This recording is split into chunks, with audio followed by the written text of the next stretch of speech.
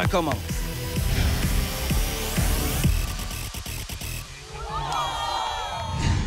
Ici Olivier Brett, bienvenue à ce nouvel épisode de Génération Soccer. Cette semaine, on s'entretient avec l'attaquant de l'Impact de Montréal, Matteo Mancosu. Pour notre segment Sur la route, on reçoit 4 membres de l'équipe du Québec qui ont remporté la toute première médaille d'or de l'histoire aux Jeux du Canada en soccer féminin. On en profitera d'ailleurs pour voir les meilleurs moments de cette finale épique de 110 minutes. Et pour notre débat de la semaine, on s'interroge à savoir pourquoi tant d'amateurs de hockey sont toujours rebutés par le soccer. On débute dès maintenant cet épisode avec l'attaquant italien, Matteo Mancosu. Le joueur de l'heure vous est présenté par Puma. L'équipe de Génération Soccer a rencontré Matteo Mancosu, l'attaquant de l'Impact de Montréal qui tente de conserver son poste d'attaquant numéro 1 devant Anthony Jackson-Hamel qui connaît une magnifique saison. Un autre attaquant italien a connu beaucoup de succès ici avec l'Impact, Marco Di Vaio. Est-ce que tu lui as parlé avant de venir ici avec le club? Ho parlato con Marco perché siamo stati a Bologna insieme, quindi lui faceva il team manager, il direttore là, io giocavo al Bologna, quindi abbiamo parlato e mi ha parlato molto bene di Montreal, forse anche grazie a lui che sono qua ora perché mi ha consigliato questo posto, la gente, la società, la squadra, il club. Tutto bene, tranne il freddo, però ci si abitua, quindi non è un problema. Tu as joué longtemps en Italie, un pays fort de l'histoire du soccer. C'est quoi la différence entre jouer au foot en Italie et jouer ici au Canada? Ma in campo sicuramente dal punto di vista tattico c'è un po' di differenza. In Italia credo che prima è importante non prendere gol e poi farlo in linea generale. Qua invece chi fa più gol vince, quindi è più uno spettacolo, qua è più uno show.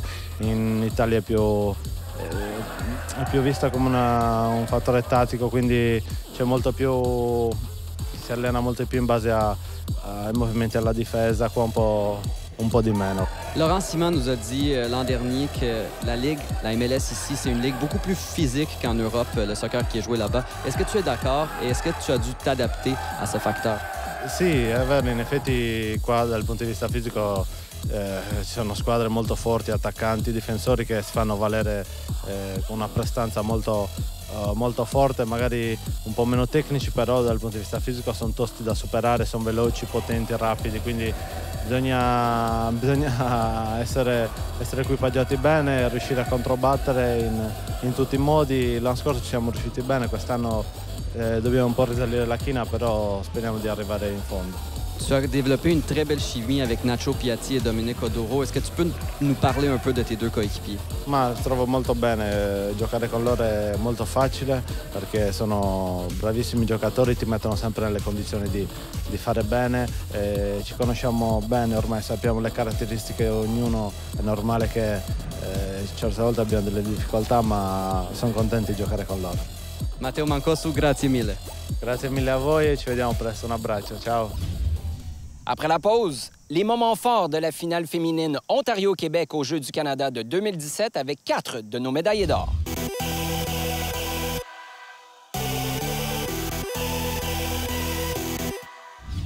C'est au mois d'août 2017 que les Québécoises écrivaient une nouvelle page d'histoire en remportant la toute première médaille d'or de soccer féminin aux Jeux du Canada. Karim Benhammer a rencontré 4 des champions en titre.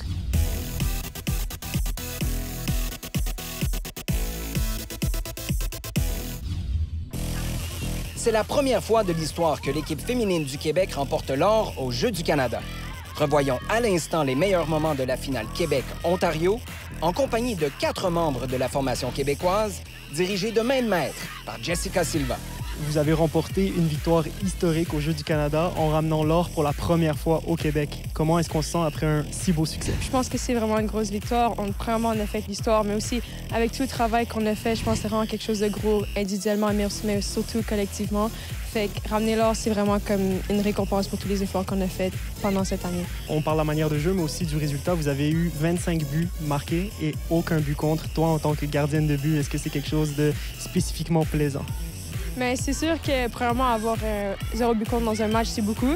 Fait que pour tout le tournoi, je pense que c'était vraiment quelque chose de significatif pour moi.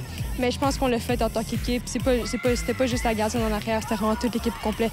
On a été, comme elle le voulait, on a été la meilleure équipe défensivement. Puis grâce à ça, on a eu 0 but contre, mais aussi offensivement, on a réussi à en marquer 25. Donc parlons spécifiquement de la finale contre l'Ontario. Cette équipe-là, elle a la réputation d'être une équipe normalement très offensive et très puissante.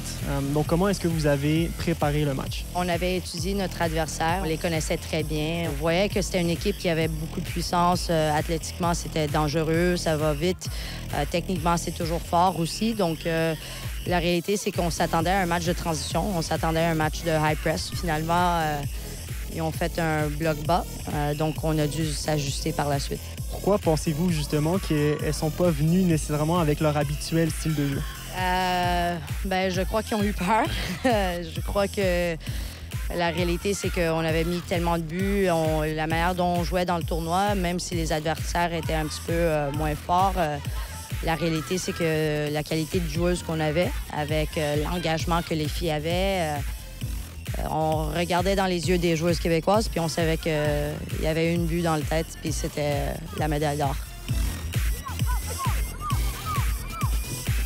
Donc, Jessica, parle-nous un peu des points forts du match. Ça a été quoi les éléments décisifs pour arracher cette victoire? On a resté calme tout au long du match, malgré les opportunités manquées, malgré le fait qu'on circulait le ballon et parfois on n'arrivait pas à pénétrer. On a su gérer la transition défensive très bien. On avait du support sur le terrain partout, n'importe où qu'on était.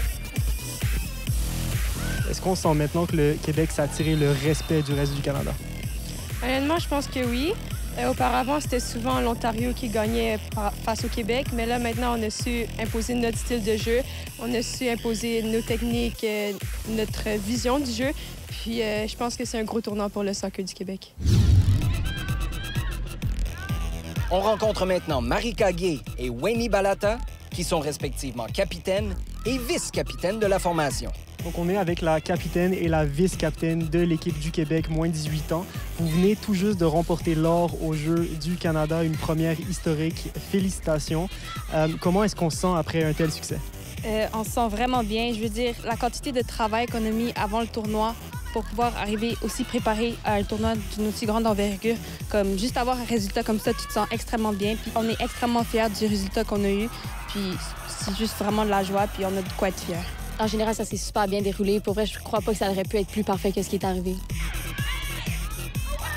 Je pense que les points forts, c'est le fait qu'on ait pu rester calme, malgré le fait qu'ils nous pressaient bas et qu'on n'arrivait pas tout le temps nécessairement à pénétrer. On a été patiente. Le but est arrivé un peu plus tard dans la partie, mais l'important, c'est qu'on ait pu rester comme jouer notre jeu, rester calme, puis attendre le bon moment, puis le but a fini par arriver. Donc, il y a vraiment rien à dire. On a joué comme le Québec est capable de jouer. On a donné une super bonne performance, puis dès qu'on a réussi à marquer finalement, en temps supplémentaire, bien, après, on a gardé notre calme. On a réussi à continuer à garder le ballon, puis on n'a pas paniqué. Je pense que ça a été un élément déterminant. Quand on joue devant les dépisteurs de l'Association canadienne, il est tentant de jouer plus individuellement afin de démontrer ses capacités et ses qualités techniques. Voyons ce qu'en pensent nos championnes. Dans ce genre de tournoi, on le sait, il y a des recruteurs, il y a des dépisteurs qui vous regardent. Est-ce qu'on y pense pendant qu'on joue à ce genre de choses?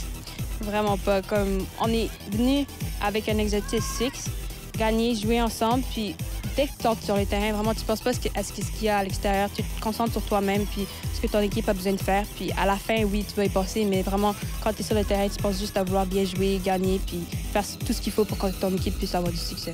Comment est-ce que vous avez trouvé l'équipe ontarienne? C'est sûr qu'on s'attend tout le temps à un gros adversaire contre l'Ontario.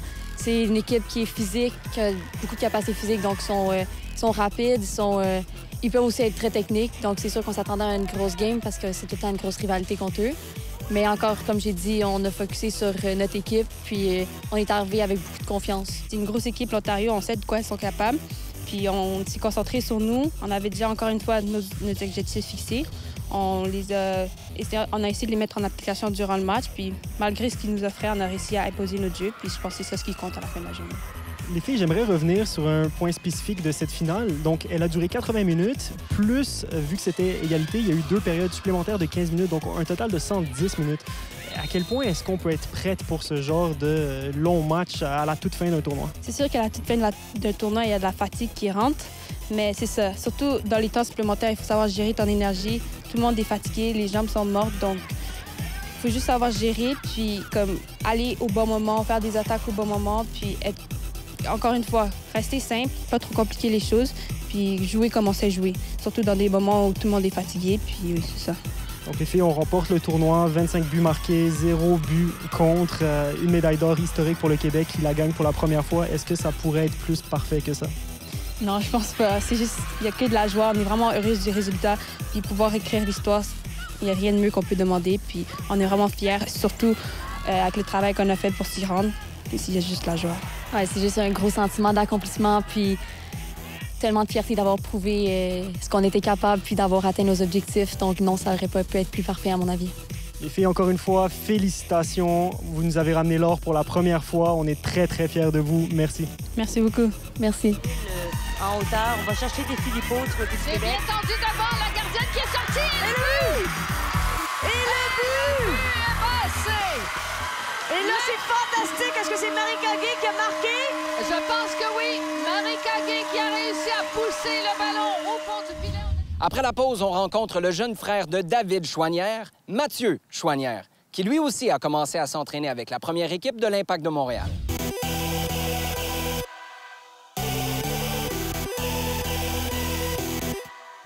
Mathieu Chouanière est le jeune frère de David Chouanière qui a signé un contrat professionnel avec l'Impact de Montréal en 2016. On s'est entretenu avec le jeune et prometteur produit de l'Académie de l'Impact qui, lui aussi, a commencé à s'entraîner avec les pros. Les futurs pros vous sont présentés par le lait au chocolat.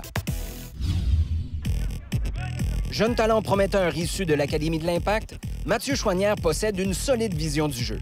Geneviève Tardif a rencontré le milieu qui s'entraîne à l'occasion, comme son frère, avec la première équipe. Tu t'entraînes aussi avec les pros, tu n'as que 18 ans. Comment on se sent? Comment ça se passe? Ça fait toujours plaisir de s'entraîner avec les pros. Chaque fois, on essaie de profiter puis montrer qu'est-ce qu'on sait faire. Comment là, tu te sens de pouvoir t'entraîner avec ton frère chez les pros?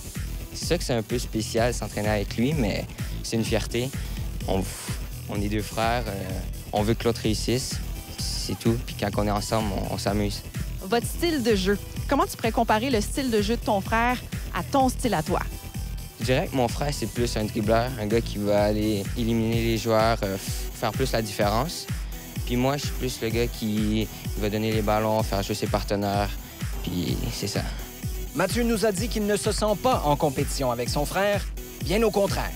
Non, il n'y a pas de compétition.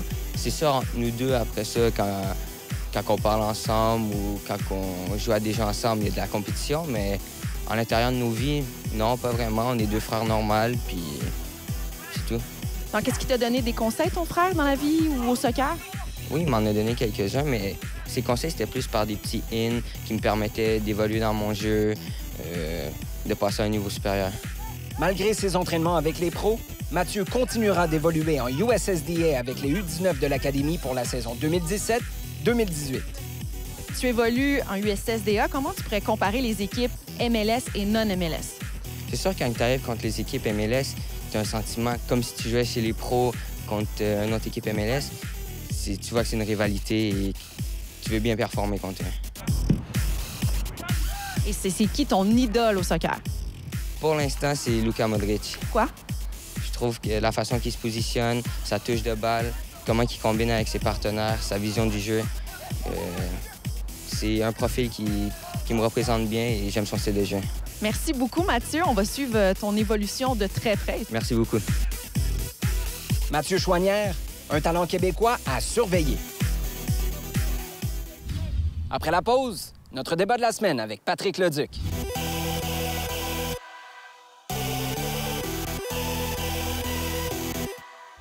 C'est bien connu, les amateurs de hockey sont souvent très critiques envers le soccer. Est-ce qu'ils ont vraiment raison? C'est ce que nous verrons dans ce débat auquel j'ai eu le plaisir de participer.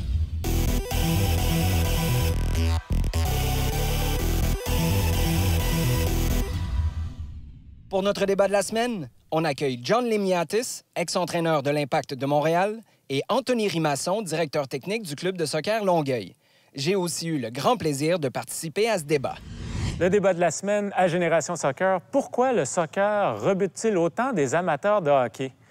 Pour en parler avec moi, quelqu'un qui est loin d'être rebutant, John Limniatis. On aime le hockey, John, mais comment ça se fait que le hockey ne nous aime pas? C'est certain qu'ils sont dans la culture de tout le monde. D'être un contre l'autre, Je trouve ça totalement inutile. Ce qu'on reproche souvent, Olivier, au soccer, c'est que c'est lent, il y a moins de buts, alors qu'au hockey, il y a de l'action. Qu'est-ce que tu dis aux gens qui t'interpellent et qui disent « Moi, le soccer, je suis pas capable ». Bien, c'est pas seulement le hockey, je te dirais que c'est les sports nord-américains en général. Parce que contrairement au basket, où très rapidement, même si tu comprends pas le sport, tu es capable de juger, on a réussi un panier, oui ou non. Même chose au baseball. C'est la même affaire au hockey où tu as souvent des occasions de marquer. Football américain, est-ce que tu as gagné du terrain ou non sur le terrain? Sans connaître de manière détaillée le sport, tu es capable d'avoir un jugement sur le match que tu es en train de regarder. C'est plus difficile du côté du soccer. Je pense que tu as besoin d'avoir une connaissance plus approfondie. Puis c'est ce qui fait probablement, à mon sens, que c'est plus difficile à apprécier avec une certaine distance. Il y a des Québécois, des Canadiens, qui ont souvent l'impression d'être pris de haut par les amateurs de soccer. C'est peut-être une attitude avec un langage différent qui fait que ça peut sembler hautain. Je ne sais pas si au club de soccer Longueuil, dans la façon que tu communiques avec des parents, est-ce que tu es perçu comme quelqu'un de snob? Tu viens d'Europe quand même, tu as des réponses à toutes les questions qu'on va te poser. Quel est ton point de vue là-dessus? Le Français se bagarre toujours ici pour ne pas paraître snob, mais c'est peut-être un coup d'épée dans l'eau. Mais en tout cas, les gens du hockey n'aiment pas peut-être le soccer parce que peut-être il y a beaucoup, on dit du cinéma, les joueurs se roulent par terre, au hockey on se rentre dedans et on dit rien, on repart. Au soccer, c'est pas le cas. Donc peut-être que eux, ça les rebute. Le soccer et le hockey sont deux sports qui, pour moi, ont les mêmes aptitudes. On a au soccer comme au hockey, on a l'adversaire qui est de face, mais qui est aussi derrière. On a les partenaires qui viennent de partout, comme au soccer. Alors que le volley, on a un filet qui nous sépare. Le basket, on est à la main, on prépare tout. Et au soccer et au hockey, c'est exactement les mêmes efforts et la même perception. Mais regarde le reste du monde, il a une raison qu'il aime le soccer. Oui, mais qu'est-ce que tu dis à ceux qui disent « Ouais, j'en ai regardé du soccer, mais ils font tous semblant, ils tombent toujours. » Comment tu expliques ça? Tomber toujours, c'est très exagéré, OK? Parce qu'on voit dans le hockey qu'ils font la même chose, hein? De temps en temps, ils font la même chose. Il y en a dans le monde des médias pour lequel le soccer, ça ne passe pas. Mais quand on est une personnalité publique qui se prononce contre le soccer parce que la simulation, les lois du jeu, l'arbitrage en MLS, tout est une excuse pour ne pas aimer. Alors, qu'est-ce qu'on fait? Ils ne sont pas du monde intelligent. Là. Si quelqu'un dit quelque chose clair comme ça, excusez-moi, mais ce n'est pas intelligent. Parce qu'il y a, comme je disais tout à l'heure, il y a de bonnes choses dans tout. Alors, si tu n'aimes pas, tu n'aimes pas. Mais Olivier, tu as des collègues à la radio. J'ai des collègues partout. Oui, et qui, dans certains cas, ont aussi affiché un dégoût pour le soccer, une situation que tu dois vivre au quotidien. Comment tu négocies avec des gens qui ont une attitude plus fermée par rapport au sport? Je reviens à ce que John disait tout à l'heure. Si tu n'aimes vraiment pas ça et que pour toi, le soccer, bien, ça vaut même pas la peine d'en parler, justement, parle-en pas du tout. Mais choisis pas les moments où ça fait ton affaire parce qu'il y a eu une mauvaise décision d'un officiel dans un match Toronto à Impact de Montréal en championnat canadien ou parce que tu as Lionel Messi qui est tombé au sol. Peut-être pas le meilleur exemple parce que c'en est un de ceux qui essayent souvent de rester debout. Mais choisis pas ces moments-là pour seulement en parler quand t'en parles mal. Sinon, parle-en juste pas, puis c'est correct. C'est pas parce que quelqu'un a une opinion qui, là, tout d'un coup, qui fait pas notre affaire, qu'il faut les jeter par la fenêtre. Maintenant, quand c'est tout simplement pour faire le procès, non seulement d'un joueur, d'un match ou d'une décision d'un arbitre, quand c'est pour faire le procès du sport, c'est là où moi, j'achète pas. Parle-en pas si c'est pour faire le procès du soccer au sens général. Il y a une chose qu'on n'a pas abordée, c'est qu'au hockey, on prétend souvent être les meilleurs du monde, mais c'est un sport qui est limité à l'hémisphère nord. Hein? Ça se passe en Amérique du Nord avec, disons, la Ligue nationale de hockey. On va dire que les champions de la Coupe Stanley sont quand même les champions du monde. Et la même chose au baseball, au football américain, on va dire que c'est les champions du monde. Alors qu'au soccer, c'est à travers le monde. Est-ce qu'il n'y a pas une critique qu'on pourrait faire aux amateurs de hockey de dire, bien, regardez, vous regardez un peu le nombril, ouvrez-vous à ce qui se passe ailleurs? Bien, je pense que c'est quelque chose qui est américain. C'est pas la Ligue que tu deviens champion du monde. Hein? Ouais. Il y a la Coupe du monde qui décide qui est le champion du monde parce que le pays sont qualifiés pour être là. Oui, mais ce que je retiens de ça, c'est que l'univers nord-américain, c'est l'univers qui est connu. Et ça, c'est justement sécurisant. Tu n'as pas à te demander. On le voit à toutes les fois qu'il y a une fenêtre des transferts. Quand on parle de Neymar qui passe au PSG pour 222 millions d'euros, il faut expliquer que ça, c'est juste le transfert et c'est pas le salaire. Pourquoi? Parce qu'on n'est pas capable de comprendre en Amérique du Nord comment ce système-là fonctionne. Contre qui ils l'ont échangé déjà? Je m'en rappelle plus. Je m'en rappelle exactement. Des ballons puis les banques. Là, ils ont changé des banques. Le stade au complet. Mais c'est un bon exemple. Et ça, c'est pas une critique que je fais. C'est juste qu'il faut prendre son cerveau de sport nord-américain, basket ou hockey, le laisser de côté, puis juste essayer d'avoir une nouvelle façon de voir les choses. Et c'est quand on prend le cerveau d'un sport pour l'appliquer à un autre où c'est compliqué.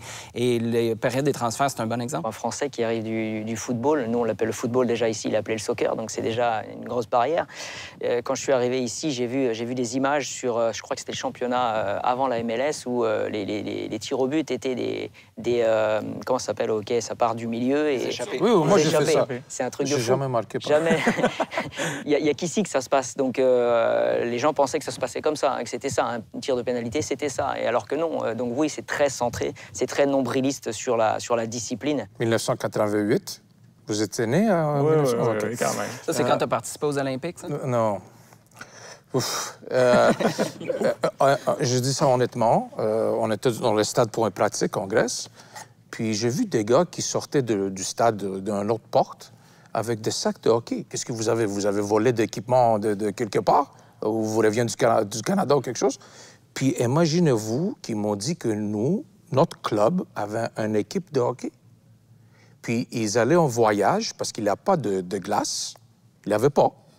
OK? Puis ils allaient quelques fois par mois en Bulgarie, qui était à côté, pour pratiquer et jouer des matchs. Puis imaginez-vous qu'on avait une équipe de hockey. Puis il n'existe même pas un aréna ou de la glace. Hein? Moi, je trouvais ça superbe. Je dis, je vais venir jouer avec vous de temps en temps, mais... Vous pourrez jouer encore pour l'équipe nationale de Grèce. Ça, c'est sûr. Ça, c'est sûr. Ça, c'est sûr. Tu pourras encore aider l'Impact, hein? On s'en parlait. Ça, c'est sûr aussi. Mais John, Olivier, Anthony, merci d'avoir participé au débat de la semaine. Ça fait plaisir. Merci. J'espère que cet épisode de Génération Soccer vous a plu. Merci beaucoup d'avoir été des nôtres et à la prochaine. Génération Soccer vous était présenté par le lait au chocolat. Récupère, recommence. L'équipe de Génération Soccer utilise exclusivement de l'équipement audio de marque AKG.